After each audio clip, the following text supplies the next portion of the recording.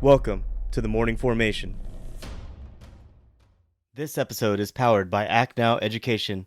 Go to www.actnoweducation.com for free comprehensive educational resources and opportunities for active duty, veterans, military spouses, and children.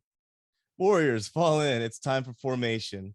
So today I'm joined with a Navy veteran who created a group of other veterans who are part of the Millennial Veteran community. And this bridges the gap between many of our generations of veterans out there. Her name is Jenna Carlton. Jenna, I want to thank you for joining us today on the Morning Formation. Hello, everyone. It's my honor to be a part of this podcast. I hope everyone's doing good. Hi, I'm Jenna, the Millennial Veteran, as I'm known online spaces.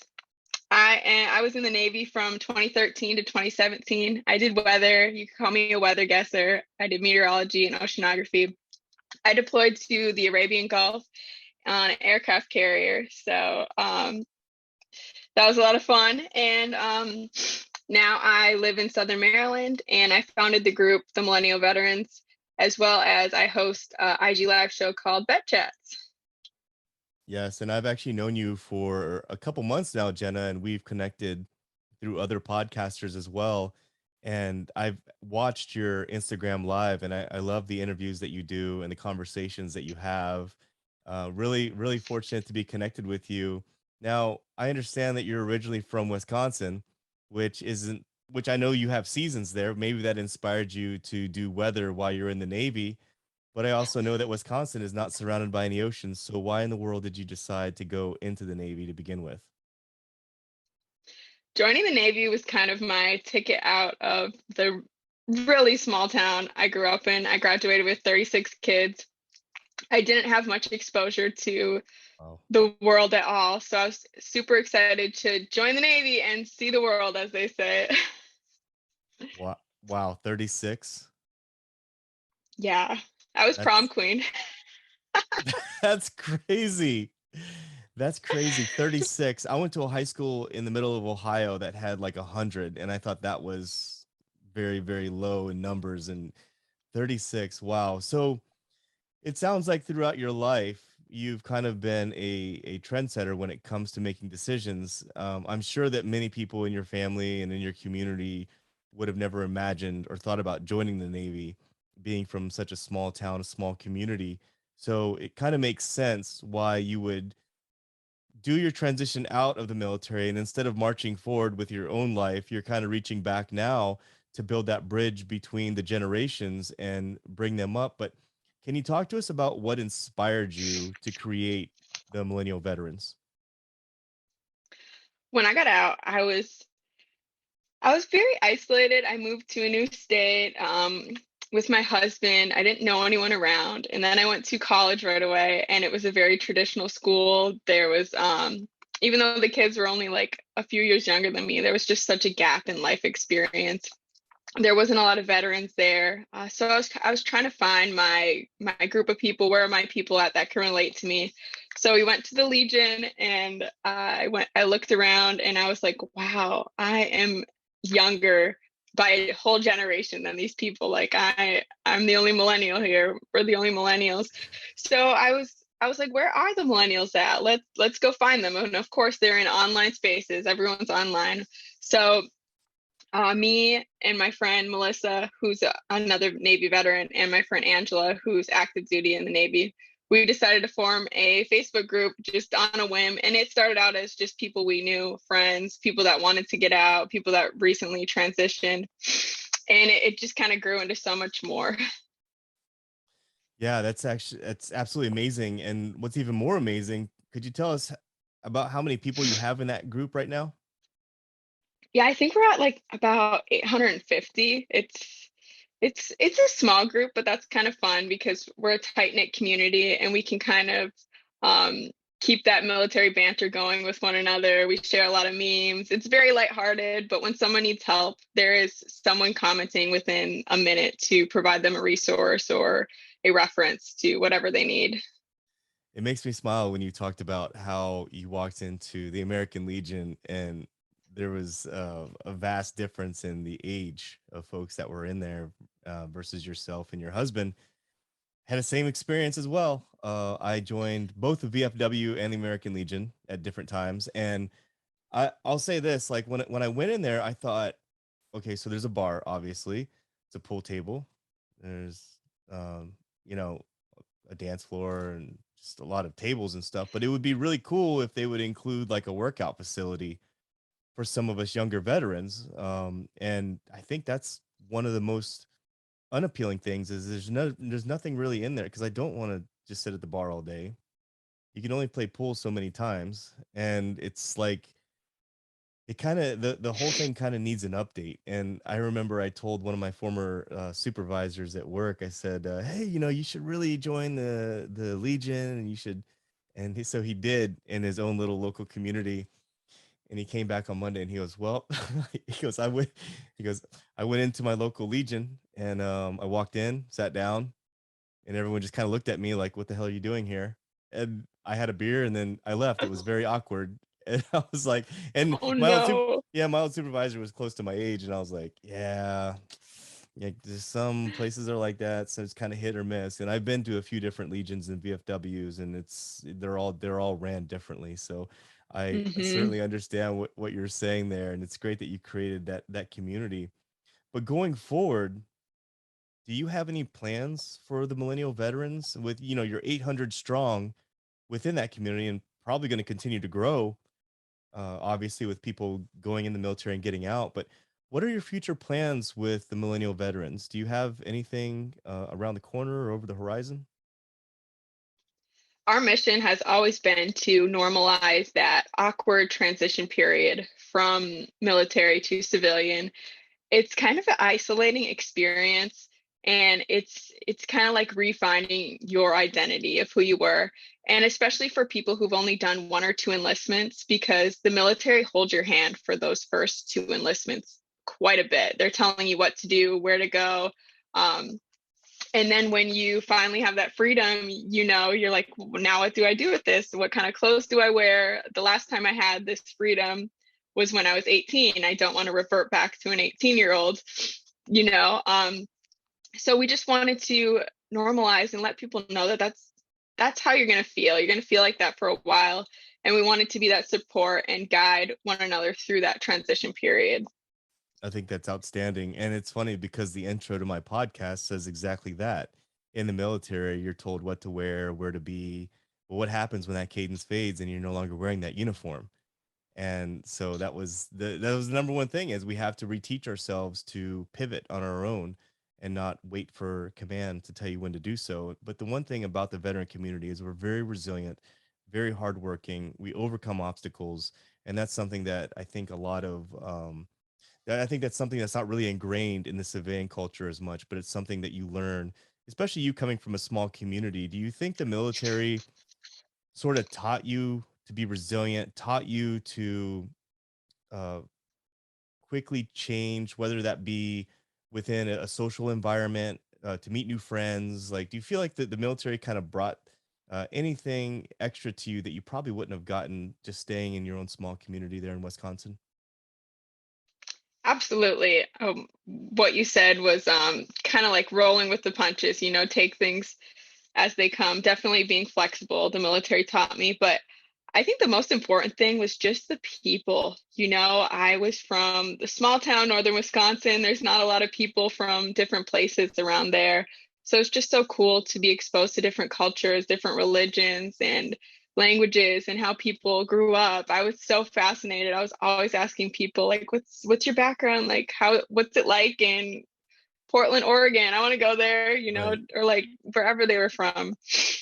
Right. Yeah. No, growing up, I was very fortunate because I grew up part of my life living in Hawaii. And then when my dad retired out of the army and he moved back to his home state, which is in Ohio. Truly, it's in Kentucky, but he went to Ohio. Um, and so I got a opportunity at a very young age to see the cultural differences from speaking pidgin English in Hawaii and eating plate lunch, and then going to the middle of Ohio baling hay. So I grew up with that experience. So even when I went back into the army, after my dad served in the army. After when I went back into the army, I understood that the cultural differences, even when I went to basic training and whatnot. And I find that absolutely fascinating. And um, we're very fortunate to have that experience.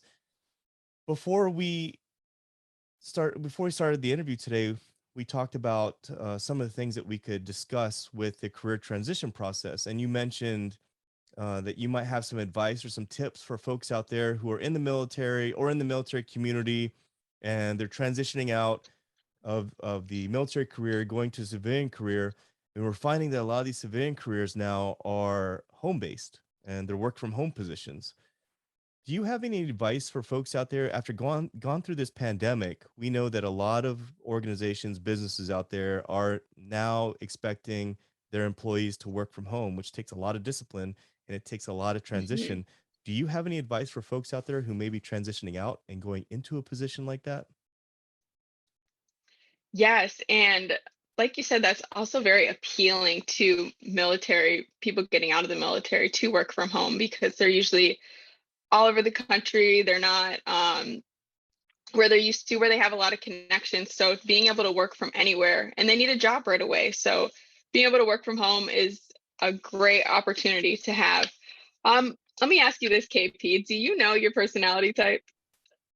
No, but I know exactly what you're talking about, and I need to do that because I've heard multiple people say that that is actually something that's very explorative when it comes to figuring out yourself. Yes, and a lot of companies will actually pay for you to take this test. It's the Myers-Briggs test or any test. It just really helped me find out how I like to communicate. And because you're not in person, you're usually talking to people over the phone, over Zoom. You're not getting their mannerisms. You could take things, kind of in the wrong context and feel like, oh, like I don't know really what my boss wants me to do. So it's good to know how you like to communicate, and I think the personality test does a lot of that.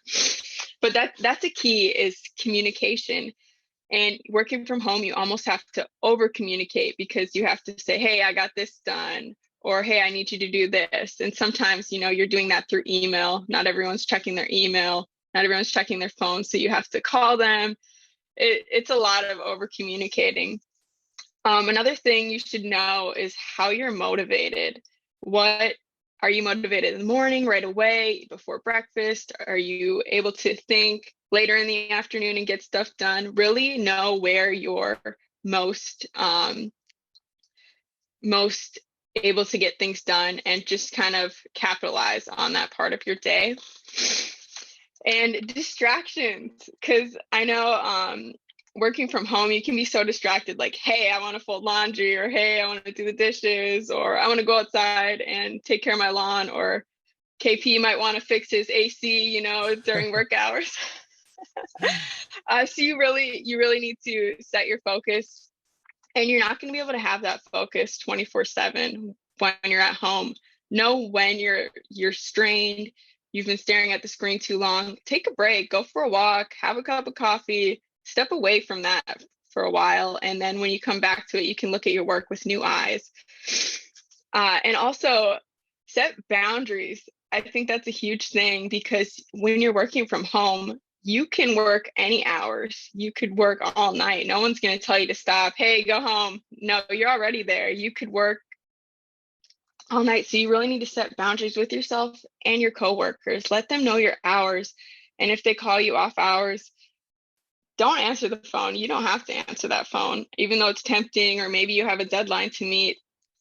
Try to set it up so you're not going to have that. Um, and I also say have a designated lunch period. I had to do this for myself because I was just throwing myself in my work and I was not eating.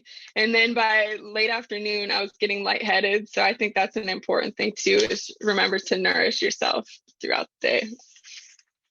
That's some great advice, actually. And diet is something that many people probably don't think about, but it I don't know if it's better or worse to work from home and maintain a diet because then you also have access to all your snacks as well, and it could cause some overeating. I know me, I'm like Rice Krispie treats. Yeah, I'm on it. Next thing you know, I'm 4 or 5 deep. And I'm like, wow, I wouldn't have done this if I was at work because I wouldn't have access to this. But, and for those of you out there listening, when she was talking about fixing my AC during work hours, it was 103 degrees in Southern California the other day. And my office shed that I use for my podcast took a beating. and literally things fell off my wall, and it was just like an apocalypse in a 10 by 12 office space. So I had to fix my AC and put a new AC in. It was quite some work.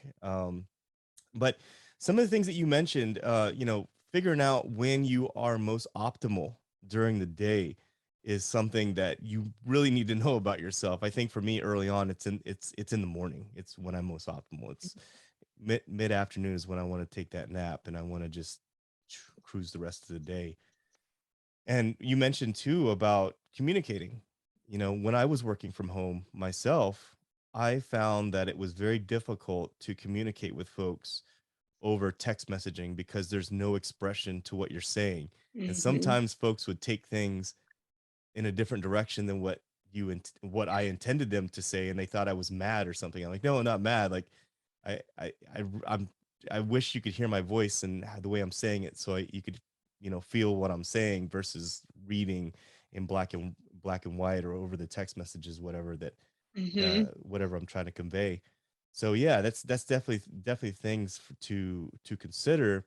Now, during your own transition out of the military, what was your transition like? Your career transition, was it seamless, or did you run into any bumps or any obstacles? So when I got, yeah, I ran into a huge bump. Um, so as soon as I got out, I started college the next week. I got out in August 20th and I started August 27th, I think. So that worked out great. But then a month later, I found out I was pregnant. So I was already going through this identity crisis of who I am without the military. And then I'm like, who am I as a mother? You're a pregnant college It student. was Yes, yes. And that's how I learned how to make friends in the military was, hey, let's go out for a beer. Mhm. Let's go to happy hour. A lot of, as military life is, it's centered around alcohol. So I hadn't really learned how to make friends without that. And then I was just, I was just so confused and isolated and it was totally normal, but I I just threw myself into school because it was also a new challenge for me not being in school for a while. So yeah, there was a bump involved, a baby bump. That probably helped you um, out, though. That probably helped you out with aligning with a different crowd because when you got out of the military, you're a little bit older and you're more of an adult, when you get out at that age. So it probably helped you align with folks that were ready to turn the page to go to the next chapter, right? yes and no. A lot of so I was with my husband who was still in, and a lot of his friends, they were some of them were parents that I could relate to, Mhm. and then some of them, would want to party and stuff like that. So it was just it was more of me having to really turn inwards and Right. focus on myself. I deleted all my social media for a whole year.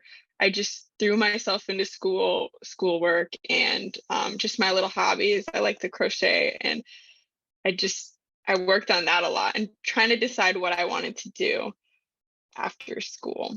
You're telling me the millennial veteran herself deleted all of her social media accounts. Yeah, That's yeah. insane. I ghosted everyone for a year. I think I activated it maybe when my daughter was born, or I just didn't post. I think and Yeah. didn't communicate. I didn't have the apps at all. I absolutely hated social media, especially back when all we had was Facebook because people would abuse it quite a bit, Yes, and diary. they would put like a post on there that says I just ate a jelly bean and drink water. Okay, well, so what? Like that I don't need, like, what is that? So I hated Facebook back in the day. Hated it so passionate. And then Instagram came along and I was like, "Oh, I can like this because it's visual and people aren't just posting weird stuff on there like what they're doing right now, or people go on their rants about Hmm. things. It's You have to put a picture on there so at least there's a story there or something. It's Yeah. a little more difficult for people just to get on there real quick and just throw something out. But so I got on Instagram, and then all these other social media things started popping up. And then I decided to do podcasting, and I'm like, well, now I got to get back into social media. So here I am. So I completely Hmm. understand why you kind of pulled the cord and disconnected from that. And Yeah. so right now, millennial veterans, they are specifically on Facebook only, or do you have other platforms that they're utilizing, or do you plan on expanding to other platforms?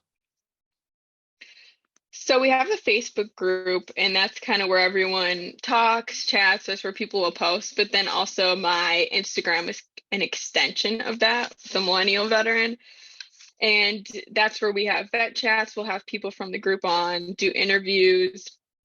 We'll post a lot of data, like veteran news, and kind of what's going on in the community as a whole, not just with the Millennial Veterans. And I don't think we have any plans to expand. Things are going well. We're just kind of enjoying it for what it is. I know that it can be really challenging for folks to learn the different platforms out there. Like I just started doing TikTok and learning how to do Ooh. the edits and learning how to properly use it. I mean, that's like that's like learning how to program like it's like going from Windows to Apple. Like it's learning something completely different, something that it takes time and patience Yeah. to learn. So, and now there's Twitch and there's Discord, and the I don't have the mental capacity to even open Yeah. those up yet, you know? You got to pick your poison. I will say I was like on TikTok back in 2019 when it first started, or when it Uh-oh. first came over from this other app called Musically. Hmm. I saw my niece was on it, and I was like, "Oh, that looks fun. I want to try it." And then, now everyone has it. It's crazy how much it's grown in the past 3 years. Yeah, no doubt about it. I wish I was one of the early folks because those guys have like the big followings on there, and it's difficult now to go viral on any of that stuff. But Jen, I want to hmm ask you if anyone out there is interested in signing up for your vet chat, where can they go to sign up for that? Which vet chat is something you have every Sunday at what time? Sundays at 9 Eastern, 9 p.m. Eastern. Okay, and if they want to sign up for that, where can they do that? You can go on the link in my bio. We're pretty booked for the next few months. And I wanted to start my next season with the Coalition, which is how me and KP met, which is a group of veteran podcasters and content creators. So, but yeah, or just send me a message and tell me what you'd like to talk about, and we'll find a space for you, of course. Now, I also understand too that you have a blog, right? I do. It's been about a year, so I haven't really had the space for it, but I plan on doing something with it Yeah. soon. Okay. Yeah, and I'll put the link for the Facebook group as well, in the show notes. So if you get an opportunity to scroll down to the bottom of wherever you consume this, whether it's YouTube or if it's one of the podcasting platforms, you can find the Facebook group to join Jenna's Millennial Veterans. Now, are you open to folks that are outside of being a millennial veteran? Yes, yes, we of course we have our honorary millennial veterans. Althea from She Vets It is definitely one. So yeah, anyone feel free. I think I'm right on the cusp. I'm 42 years old, so I don't know if I'm considered a millennial or not. Oh, we just did this actually in the group. We were trying to figure out if we had anybody who was a little older. Yeah, I don't even know When were you born? What year? 1980, early 1980. 1980, I think. Okay, so it's 27 to 41. So yeah, that's what I'm saying. I'm like right on the cutoff. Yeah, and I'm actually one of the youngest. I'm 27, so I'm almost on that Gen Z ew. I Yeah, can't even you say it, are. but Yeah, yeah. you are. Yeah, I guess I would be the older uncle, or I'd be the person in your group wearing mom jeans, maybe. Since I'm Hey, they're older. back. I just bought a pair. Mom jeans. People at work used to tease me because I wear my jeans are just comfortable. I don't wear. There's guys I work with that wear like Lululemon. They wear like all these like really like snug fitting jeans. I'm like, no, I gotta wear the '90s style, like Yeah. Well, that's comfortable back. That's back, jeans. baby. You're Is in. it? Yes. It's good to know that I'm And the back. sh and the shorter shorts. Was that your thing too? No, no, not at all. Cargo shorts, but. My dad, on the other hand, he was a ranger. So he's whenever we used to go fishing, he'd wear Ooh. his little ranger panties, but um, as they call them, and I was always embarrassed about it. But Aw. yeah, I know. But anyways, is there anything else before we wrap up the podcast today that you'd like to talk about? I'd just like to remind people that when you're getting out, or if you're thinking about getting out, there is other options outside the military. Keep an open mind, reach out to people who have made that jump. And when you get out, you're going to feel weird. You're going to feel like no sense of belonging, and that's totally normal. And I just want you all listening to understand that. Now, I just want to ask you this too, because I had this conversation with someone the other day. When you got out of the military, did you try to separate yourself from the military? Like, did you try to get rid of all your military stuff and just try to become a civilian? Because I wondered, because I did that. And I just wondered if you did the same thing. I did that. I did that so hard. I dyed my hair blue.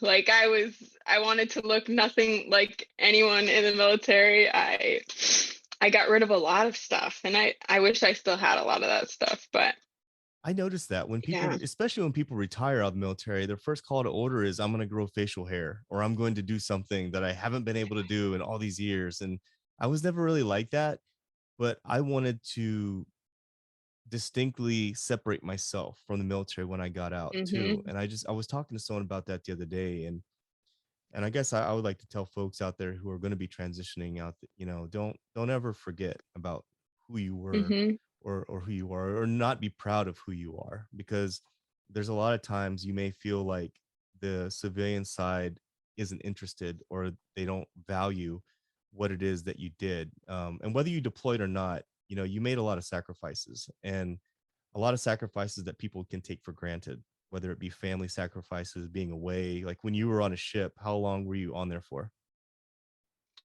9 months.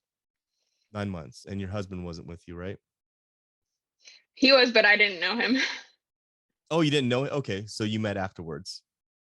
Mhm. Yeah. So 9 months. I mean, at the end of the day, you're not in a place that you chose to be, necessarily. You chose to be in the Navy, but you didn't choose to be on a ship for 9 months. And so there's Yeah. a lot of sacrifices involved in that. And so folks out there listening, if you haven't transitioned out yet, don't lose contact with your community. Don't lose contact with your friends that you've made, during the span of your career. So I Mhm. just was just thinking about that. But Jenna, if folks out there are interested in connecting with you, what is the best way for them to do that? I would say my Instagram at the Millennial Veteran, or on the Facebook group, the Millennial Veterans, if you'd like to connect with um, like-minded veterans. It's a very, like I said, a lighthearted space, and feel free to introduce yourself. It's awesome. And I'll put all that in the show notes as well. You asked me before we started the podcast if I called any of my listeners warriors. Um, Yeah. di- I do that because I used to joke with people whenever I would show up to put formations, and I would be like, "Good morning, freedom warriors," and some people would chuckle about it or whatever. And so I just say warriors fall in now. But do you have any plans to nickname your followers, or do you have a name for them? So we do have a nickname. They're called the Mill Vets, which is just Millennial Veterans for short. There it is. There it is. That sounds like Yeah. it sounds like a nice logo for some of your merch. Yeah, maybe that's coming up. I don't know. But I think you should have a poll or something, maybe on your Instagram, of what your listeners want to be called. That would be fun. That would, and I'm glad that you gave me that idea today. I never even thought about it before, but yeah, like I say, warriors fall in, and the backstory behind that. For the most part, everything I do has a backstory to it, and the reason I do that is because I would, show up to the formations and be like, "Good morning" or "Good evening, freedom warriors," and everybody would kind of get a chuckle You're out of that it. guy. Yeah, I'm that guy, kind of break the ice. So everyone's kind of quiet, just standing there or whatever, and I come in all loud and stuff. So, but at any rate, Jenna, I really appreciate you being on the morning formation today. And if anyone in there is interested, or anyone out there is interested in connecting with Jenna, check out the show notes. Whether you're going to process this, or watch this, or listen to this on YouTube or any of the platforms, the show notes is going to have all the information. Check out her Facebook group, join and become part of that community of 800 strong out there who are helping connect each other and helping each other level up. Jenna, thank you for being part of the podcast today. Thank you, KP. It's been my pleasure. The honor is all ours. And until next time, folks, I want you to stay tuned, stay focused, and stay motivated. Warriors, fall out.